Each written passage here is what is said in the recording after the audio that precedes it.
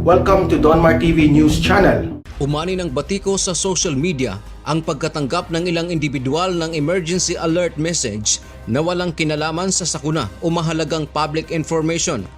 Laman ng emergency alert ang tila pro Bongbong Marcos narratives na may kasamang hashtag BBM 2022.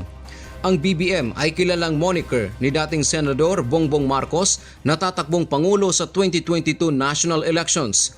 Ang mensahe ay natanggap ng mga telco user kasabay ng paghahain ni Marcos ng Certificate of Candidacy kahapon. Ayon sa National Telecommunications Commission o NTC, iniimbestigahan na nila ang insidente. Ang National Disaster Risk Reduction and Management Council o NDRRMC nilinaw na wala silang direktibang ipakalat ang naturang mensahe. Ang emergency alert system ay kadalasang ginagamit upang bigyang impormasyon ng publiko kaugnay ng mga kalamidad tulad ng pagbaha, lindol at iba pa. Ayon naman sa kampo ng dating senador, suportado nila ang investigasyon sa iligal na paggamit ng emergency alert system.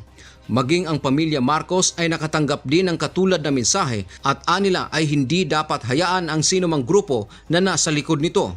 Samantala ayon kay COMELEC spokesperson Director James Jimenez na walang partikular na batas sa early campaigning na nalabag dahil sa emergency alert.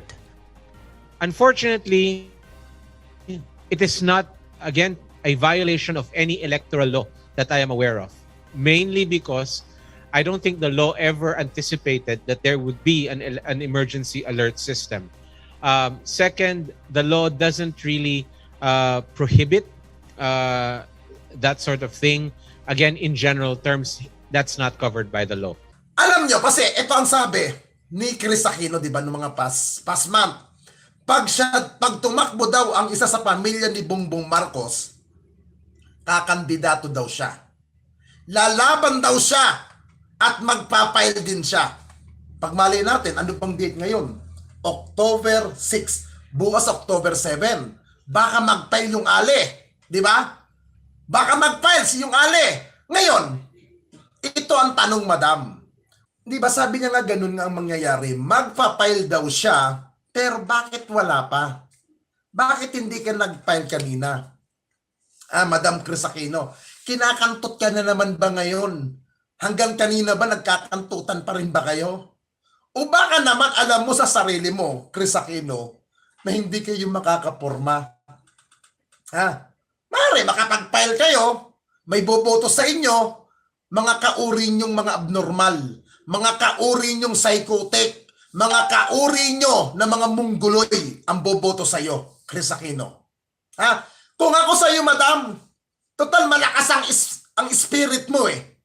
Ibangon mo ang pamilya mo. Ibangon mo ang dignidad mo. Tumakbo ka sa national posisyon. Tumakbo ka. Hindi ba sinasabi mo ng mga pag tumakbo si Bongbong Marcos, ikaw ay kakandidato rin? Bukas ka ba magpapail? Sa 8 ka rin ba magpapail? Di, Madam Chris, inaabangan ko yan, promise, na magpail ka. Kasi po, ang nagpail po kanina, mga kapatid, 3 Marcos po ang nagpail. 3 Marcos. Alam niyo kung sino-sino yung mga 3 Marcos ang mga nagpail? Ewan ko kung legit na Marcos yun. Yung isa, si Tuborisio Marcos. At yung isa naman, si Maria Marcos, running for president in 2022. Mabuti na lang, wala si Norman Mangusing doon sa nag-file ng kandidato. Oo. Mabuti na lang, wala pa si Norman Mangusing. At hindi pa nagkakandidato yung putang inang mukhang tikbalang na kaibigan kong yan. Tatakbo daw siya sa national posisyon. Pag si Bongbong Marcos daw ay nag-file ng certificate for the candidate for the 2022. Nag-file na po si BBM kanina na siya'y kakandidato bilang Pangulo ng Republika ng Pilipinas.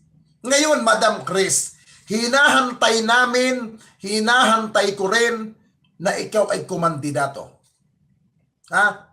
Ang sabi mo, itatayo mo ang dignidad ng pamilya mo. Ang sabi mo, itatayo mo ang iyong bandira o watawat mo. Bakit hindi ka pa mag-file, madam? Meron pang 2 days. Bukas hanggang Friday. Meron ka pang time para kumandidato. Ha? Ano ang imumulat mo? Ha? Kung papaano maging kabit? Papaano makipagkantutan? Yan ba ang plataforma mo? At ang mga kababaihan ay magkaroon ng tulo na kagaya ng nangyari sa yung tulo na nakuha mo kay Mr. Joey Marquez? Yan ba ang gusto mo? Ha? Hindi. Alam niyo, ito special agent na nagko-comment sa YouTube. Maganda nga ito Maganda ito na tumakbo si Chris. Alam niyo kung bakit? Alam niyo kung bakit maganda tumakbo si Chris Aquino sa national position?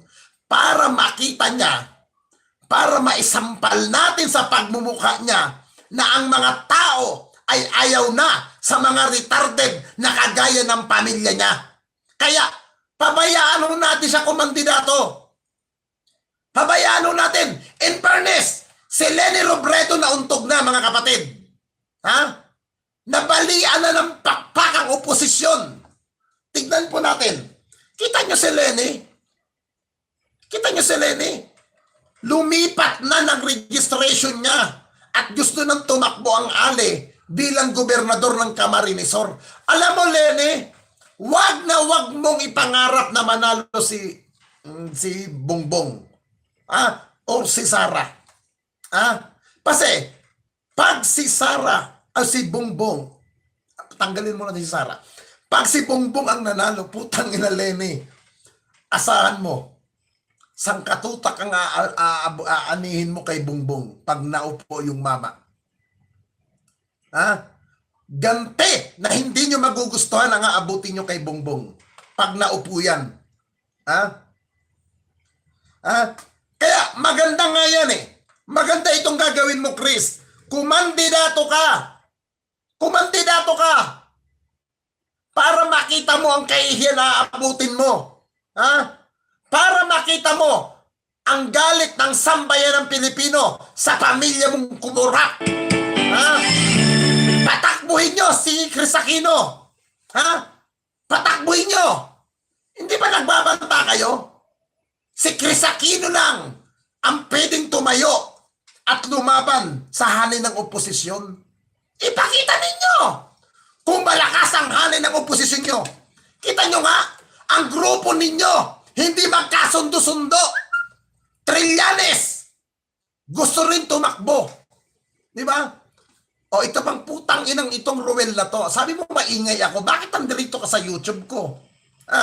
Bakit nandito ka? Doon sa mga naka-jacket, sipahin yung puki ng inang yan. Maingay pala ako. Bakit nandito ka? Hindot ka, putang ina mo kang patay, gutom ka. Sipahin nyo yan. Sipahin nyo yan Sipahin nyo yan. Demonyo yan. Impactos. Sipahin nyo sa YouTube yan. Puki ng ina ninyo. Ayaw nyo pala sa bunganga ko.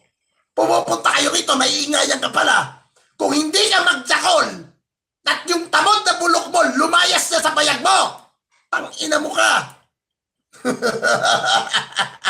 Iisa lang ang gusto natin mangyari sa 2022. Sa pagbaba ni Pangulong Duterte, isa lang ang gusto natin mangyari. Huwag manalo ang mga kalaban ng administrasyon. Di ba? Yun lang naman ang gusto natin Maipagpatuloy ang magandang ginawa ni Pangulong Duterte. Hindi tayong mga supporter ang naglalaban-laban dito. Putang ina, tigilan natin yan.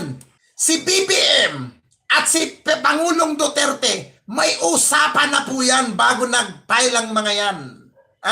Hindi, alam mo Kenneth, kung may galit ka kay Banat Bay, doon ka pumunta sa channel niya. Doon mo iparating yan. Doon mo sabihin sa kanya yan. Kasi si Banat Bay, kaibigan ko din yan, nire-respeto ko.